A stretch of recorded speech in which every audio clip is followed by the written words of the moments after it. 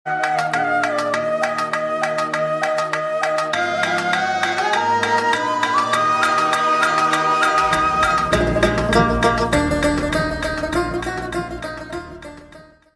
वालेकुम नाज़रीन, मां है किंजा फातिमा। मां ॾिसी रहिया आहियो न्यू मेरान न्यूज़। रुक कयूं था ख़बरुनि ॾांहुं।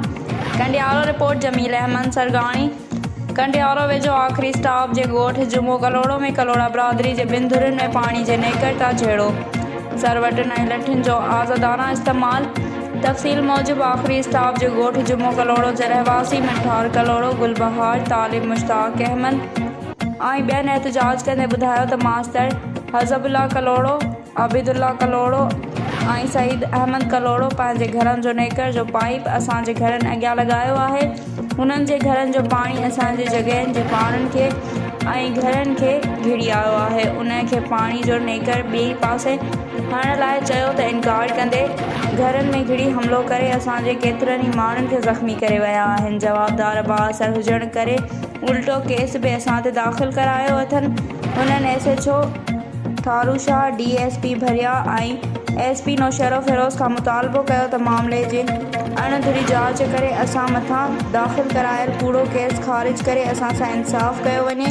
ॿी सूरत में नौशरो फिरोज़ SP ऑफिस अॻियां एहतजाजी मुज़ाहिरो करे धरणो हयो वेंदो।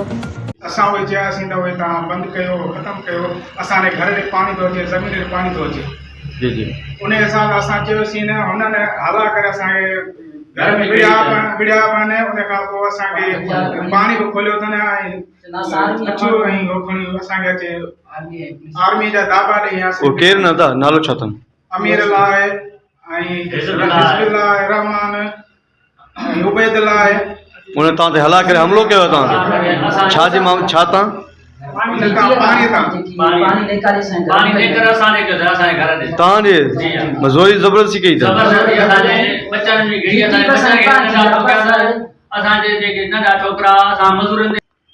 जी बाबा, तव्हां कंहिंसां कंहिंखां अपील कंदो तव्हां? असां SSP नौशर फिरोज़ ऐं SHO थारूशाह ऐं DSP भिरिया खां असांखे मुतालबो था कयूं त असांखे जल्द सां असांखे इंसाफ़ कयो वञे।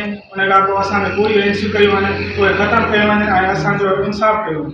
वधीक ख़बरुनि ऐं अपडेट्स लाइ ॾिसंदा रहंदा न्यू मेरान न्यूज़।